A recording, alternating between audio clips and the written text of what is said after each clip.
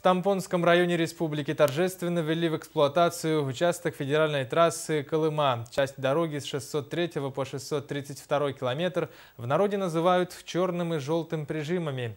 И до реконструкции они были одним из самых опасных для проезда. Репортаж нашего корреспондента Нины Ханаровой. В 30-40-е годы прошлого столетия десятки километров дороги в скалах вручную кирками и лопатами вырубали тысячи заключенных. С одной стороны над дорогой нависала огромная, постоянно осыпающаяся скала. Внизу на несколько сот метров ущелье и бурлящая горная река. С откоса стекали грунтовые воды, замерзая в ночное время, образовывали наледи, которые создавали бесчисленные аварийные ситуации. Автомобили срывались и падали в реку. Сегодня, благодаря строителям-дорожникам, это современный безопасный участок дороги. Действительно, это большая трудовая победа дорожников. Во-первых, это самый крупный объект дорожного строительства за последние десятилетия. На реконструкцию участков желтый и черный режим, сложных участков из федерального бюджета направлено более 5 миллиардов рублей. Во-вторых, это сложный с точки зрения инженерного технического плана объект. Ну и, наконец, это объект долгожданный для нашего населения, для перевозчиков. Генеральный подрядчик реконструкции «Стройгазконсалтинг» завершил реконструкцию участка 603-632 километр протяженностью более 28 километров.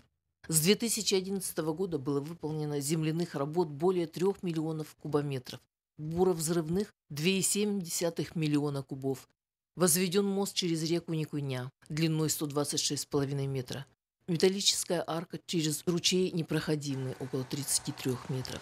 Металлические трубы более 30 штук общей длиной более 1000 метров. Дорожное покрытие 290 тысяч квадратных метров.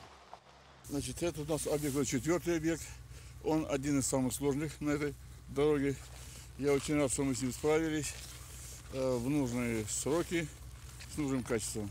На объектах «Стройгазконсалтинга» было задействовано более 500 работников, свыше 100 единиц техники и 3 субподрядных организации: Заполяргражданстрой, холдинговая компания «Амурмост», БСК «Взрывпром». И вот, благодаря самоотверженному труду водителей, грейдеристов, бульдозеристов, мостостроителей, взрывников, состоялось торжественное открытие.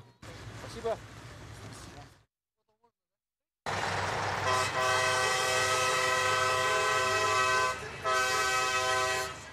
На введенных участках Колымской трассы работы по реконструкции автодороги не заканчиваются. Дорожники продолжают работы в Тампонском и Эмиконском районах. Нина Ханарова, Джулстан Толстяков, НВК «Саха», Тампонский район.